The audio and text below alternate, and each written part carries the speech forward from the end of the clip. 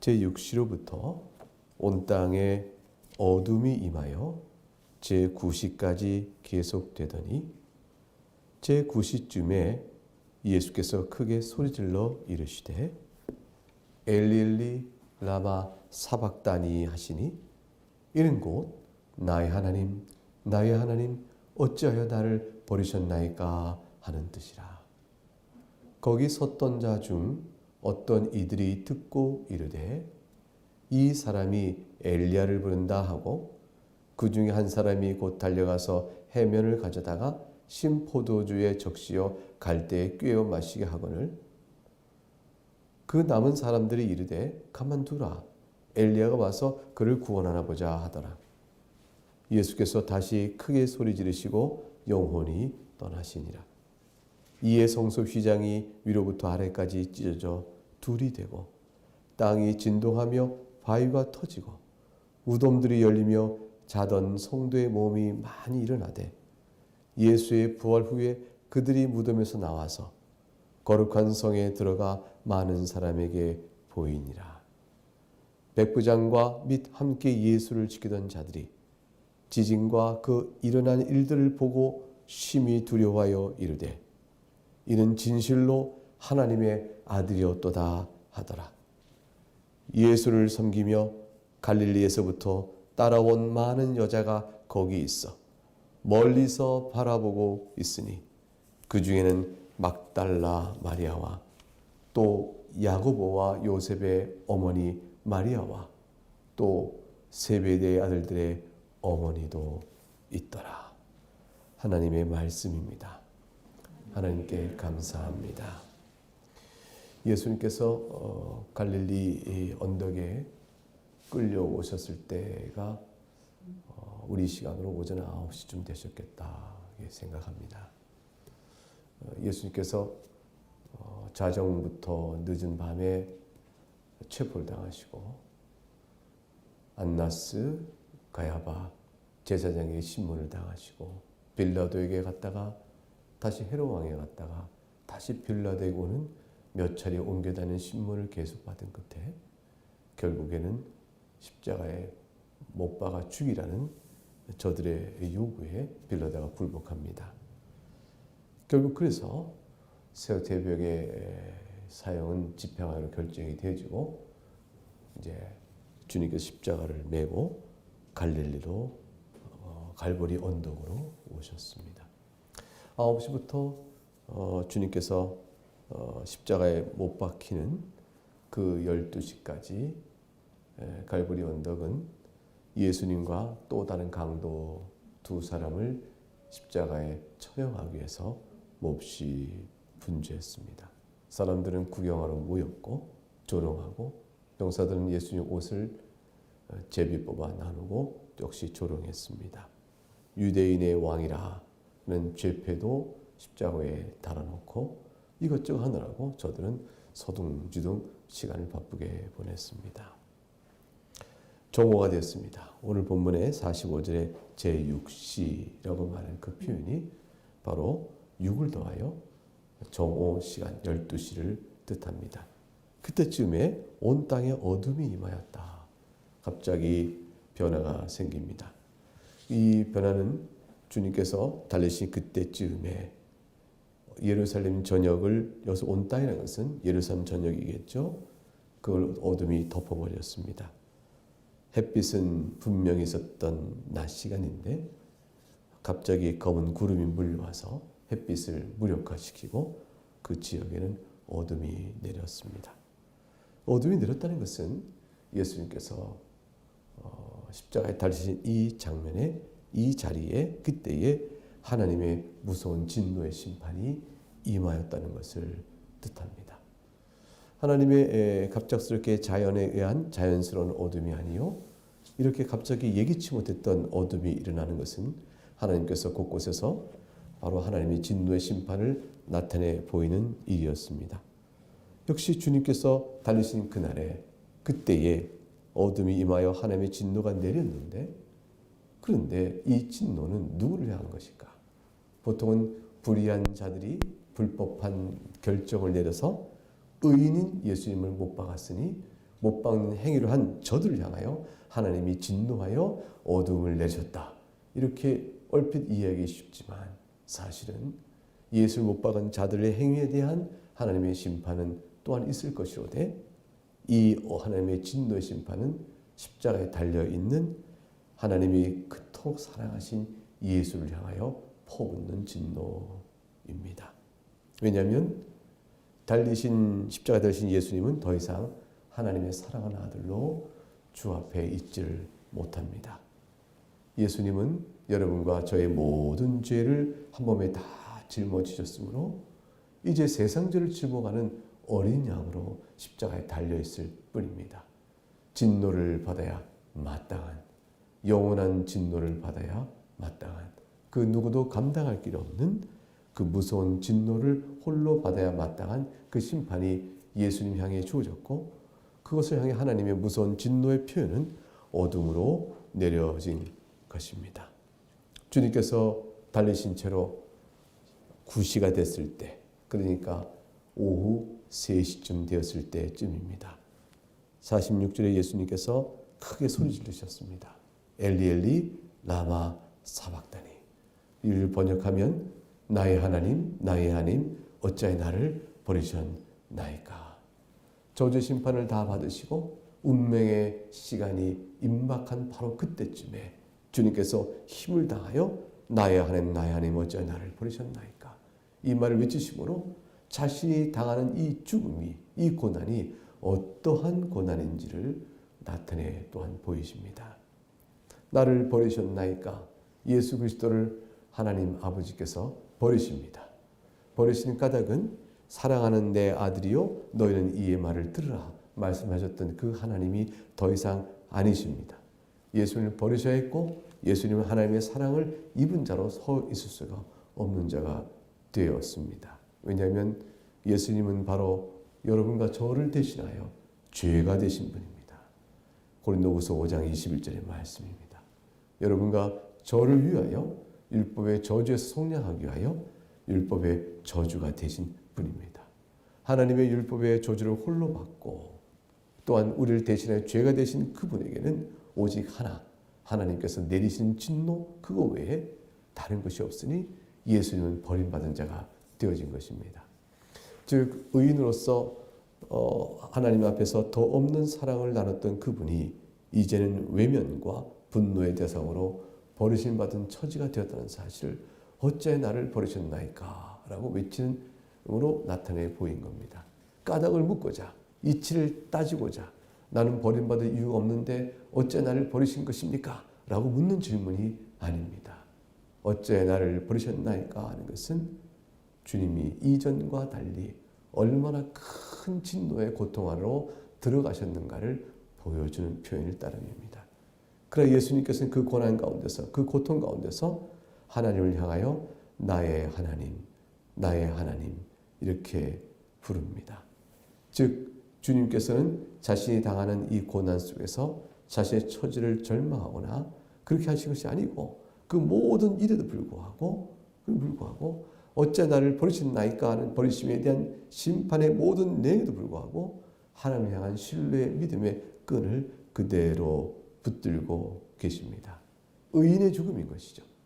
그리고 달리신 분은 죄인으로 죽으시지만 그는 우리의 죄를 대신 지시는 짊어지신 짐일 뿐 그분은 하나님을 향하여 나의 하나님이라는 하나님과의 관계에 대한 신앙을 놓지 않고 있습니다.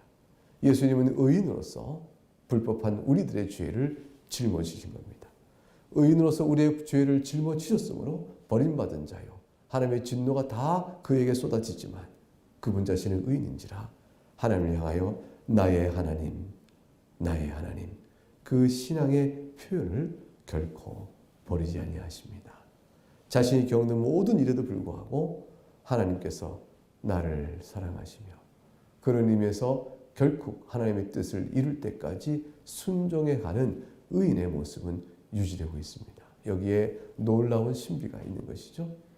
결국 주님의 십자가의 죽음은 자신의 죄가 아니요 대리 속죄를 위한 죄의 짐을 짊어진 것임을 단적으로 보여줍니다. 예수님은 죽으시는 그때에 한편으로는 죄인을 위하여 죄인의 모습으로 버림을 당하신다는 것을 절규로 표현하시지만 다른 한편으로는 그럼에도 불구하고 하나님의 뜻과 계획을 신뢰하며 아버지 뜻을 행하려 온 것이 내 뜻이라 라고 말했던, 내 양식이라 말했던 그대로 주님은 의인의 형태로 여전히 그 안에 계십니다. 47절에 그 같은 예수님의 놀랍고도 죄인을 향한 원대한 계획이요, 신비로운 계획이요, 창세 전에 있었던 계획을 실행하는 이 엄숙하고 이 놀라운 때에 주변에 미련하고 더디 믿는, 또 어리석은, 또 눈이 감겨진, 그래서 미련한 자요, 교만한 자요, 죄 중에 있던 사람들은 예수님을 바라보지 못합니다. 47절에 어떤 이가 말합니다. 이자가 엘리야를 부르는 게 아니냐. 이 엘리야는 바로 말라기서에서 주께서 오시기 이전에, 메시아가 오시기 전에 먼저 앞서 메시아가 오실 것을 선포할 엘리야가 있다 한 그 엘리야입니다. 저자가 어떤 자가 말합니다. 엘리야를 부르는 거 아니겠느냐. 그 중에 한 사람이 해면에다 가져와서 심포들 적시어 갈대에 꿰어 줍니다. 그러자 그 사람들이 또 말합니다. 가만두라, 엘리야가 와서 그를 구원하나 보자. 이렇게 말합니다. 예수님께서 엘리 엘리 라마 사박다니 말한 엘리 엘리는 결국 엘리야가로 들을 이유가 없는 분명한 엘리였습니다. 엘로이 엘로이. 그것은 엘리야하고는 발음이 다르죠. 그런데 저들은 그걸 굳이 엘리야로 간주해버리고 조롱합니다. 말인즉 말라기에 보게 되면 메시아가 오시기 전에, 그리스도가 오시기 전에, 언약의 사자가 오기 이전에 먼저 그의 오는 길을 선포할 내가 보낼 사자 엘리야가 있다라고 말씀했는데, 예수님께서는 그것이 바로 세례 요한이라고 말씀하셨죠. 그런데 이들은 이제 죽어가시는 예수님 앞에서 저자가 엘리야를 부른다, 엘리야를 부른다, 엘리야를 불러서 자신이 메시아라고 하니 자기보다 먼저 온 엘리야가 있을 거 아니겠느냐. 자기보다 먼저 엘리야가 있을 터인데 이제 그를 불러서 그를 도와달라고 말하나 보다. 저가 메시아거든, 엘리야가 올 것이다 라고 엘리야를 찾는다고 말하며 조롱하고 희롱합니다. 그리고 심포두줄 입에 넣어주려 하자 놔두라고 말립니다. 엘리야가 돕지 않겠냐. 저가 그리스도로 했으니 그리스도라면 엘리야가 도울 것인즉 네가 나서서 굳이 도울 거 없다 라고 조롱합니다. 처절한 조롱. 죄인을 구원하는 그 죽음 앞에서 저들은 처절하게 주님을 조롱합니다. 예수님께서 50절에 다시 크게 소리 지르시고 영원히 떠나시니라. 주님께서 크게 소리 지르신 내용이 무엇일까? 마태복음에 나와 있지 않지만 요한복음에는 다 이루었다 하신 말씀이 있고, 누가복음 23장에는 내 영혼을 아버지 손에 부탁하나이다 하는 말씀이 있습니다. 아마도 다 이루었다, 그리고 내 영혼을 아버지 손에 부탁하나이다 라고 크게 소리 지르시며 영혼을 떠나 보내셨을 것입니다. 영혼이 떠나시다라는 것은 예수님께서 자신의 영혼을 이제 마지막이 되었으므로 스스로 자신의 영혼을, 육체의 영혼을, 인성 가운데 있었던 영혼을 아버지께 내보내시는 일을 하시고 운명을 하십니다. 예수님께서 그렇게 자신의 영혼을 아버지께 의탁하시고 구원 사역을 다 이루었습니다. 이것이 다 이뤘다는 말씀 속에 있는 바로 여러분과 제가 구원받을 수 있는 유일한 공로를 세우신 위대한 순간인 겁니다. 예수님의 그 죽음으로 인한 우리의 속죄를 위한 모든 공로가 다 이루어지자 그것을 상징적으로 보여주는 놀라운 한 사건이 51절 이하에 기록되어 있습니다. 그것은 성소 휘장이 위로부터 아래까지 찢어져 둘이 되는 현상입니다. 몇 가지 것을 볼 거 있지만 크게 몇 가지만 살펴보도록 하겠습니다. 첫째는 휘장의 찢어짐입니다. 성소 휘장은 하나님과 우리의 막힌 담을 말합니다.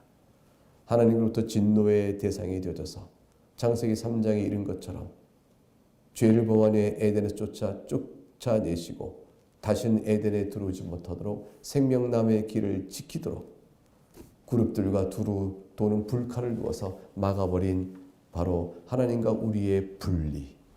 따라서 하나님 앞에 나가는 것이 얼마나 두려운가. 히브리서 10장 31절에 말씀하죠. 살아계신 하나님 손에 빠져 들어가는 것이 얼마나 무서운가. 무서울진저. 이렇게 되어진 하나님과 우리의 원수 사이를 십자가의 사역으로 연결시키시고 이어가는 놀라운 일을 벌이십니다. 히브리서 9장 12절에 그걸 가리켜서 말씀하시기를 자기 피로 오직 자기 피로 영원한 속죄를 이루사 단번에 성소에 들어가셨다 합니다.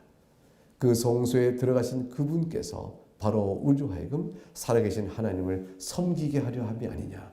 히브리서 9장 14절에서 우리에게 가르쳐 줍니다. 이 모든 일은 그의 죽음이 골로새서 2장 14절에 우리를 거슬리고 우리를 정죄하는 모든 법정으로 쓴 증서를 제하여 버리시고 십자가에 못 박아 버리셨다고 말씀합니다. 그래야 그 유명한 말씀 로마서 8장 1절 그러므로 이제 그리스도 예수 안에 있는 자에게는 결코 정죄함이 없다. 베드로전서 2장에 나온 대로 너희를 어두운 데서 불러내어 죽음의 자리에서 불러내어 하나님의 그이한 빛에 들어가게 하신 이 아름다운 덕을 선포하게 하렵니다. 말씀합니다. 결국은 예수님의 마지막에 다 이루었다. 영혼을 떠나보내신 일은 휘장이 찢겨지는 사건을 통해서 하나님과 우리 사이에 원수가 아니고 예수 그리스도 안에서 용서받는 말할 수 없는 아들됨의 영광과 그 복됨을 우리에게 선언적으로 보여줍니다. 우리는 이제 율법의 정죄로부터 자유케 된 자이므로 예수님은 죽으시나 그 죽음으로 우리가 누릴 은택은 부활입니다. 그 부활은 예수께서 부활하실 것이므로 우리 또한 함께 부활할 약속을 이미 받은 자가 되어졌고 그것은 곧 실현이 되어집니다. 그런 실현에 대한 놀라운 표적으로 말씀하신 교훈을 52절에 이렇게 설명해 놓고 있습니다. 무덤들이 열리며 자던 성도의 몸이 많이 일어나되 예수의 부활 후에 그들이 무덤에서 나와서 거룩한 성에 들어가 많은 사람에게 보이니라. 무덤이 열리며 자던 성도의 몸이 많이 일어난 때가 언제일까? 그러나 그 몸이 일어나되 예수의 부활 후에 거룩한 성에 들어가 많은 사람에게 보였다 하니 예수님이 죽으실 때 죽음의 권세가 완전히 파멸되었으므로 주께서 택하여 표적으로 나타내 보길 원하셨던 몇 사람들의 무덤은 이미 생명의 권세와 능력으로 덮어져 버린 것입니다. 그래서 무덤 속에 있으나 산자가 되어버린 것이죠. 실제로 아직은 부활하기 전이면 아직은 부활하기 전이기 때문에 사람 눈엔 죽은 자로 되어 있으나 하나님 보실 때 이미 산자가 되어 있는 겁니다. 그래서 3일 후에 예수 그리스도께서 부활하실 때 저들도 무덤에서 일어나 버립니다. 예수의 부활과 더불어 저들도 무덤에 일어나서 각각 성 안에 들어가서 다른 사람들에게 자신의 부활을 나타내 보이고 이 부활이 바로 예수 그리스도 말미암아 모든 택하신 백성이 누릴 그 부활인 것을 나타내 보신 표적으로 등장하게 되어집니다.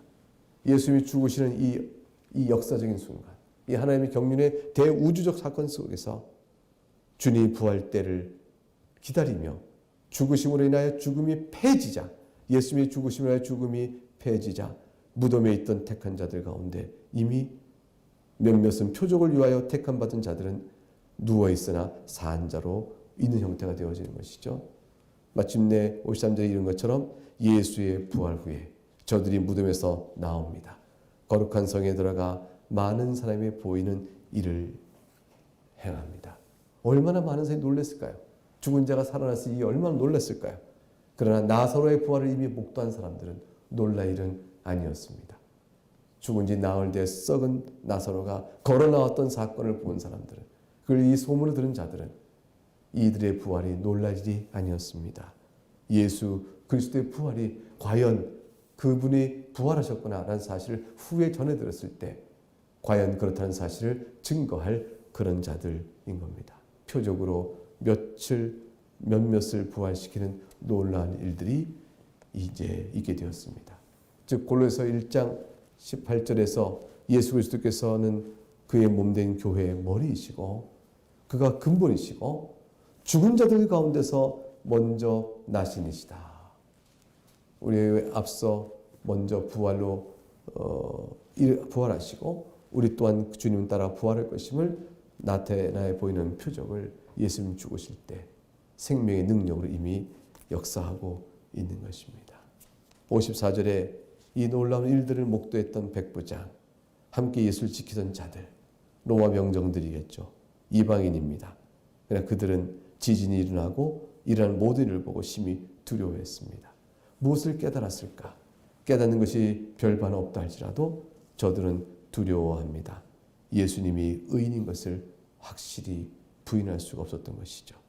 진실로 하나님의 아들이었도다 고백을 합니다. 예수님이 가장 낮은 자리에 내려오셨을 때 가장 높은 고백을 받고 계십니다. 예수님이 부활 전에 있었던 고백입니다.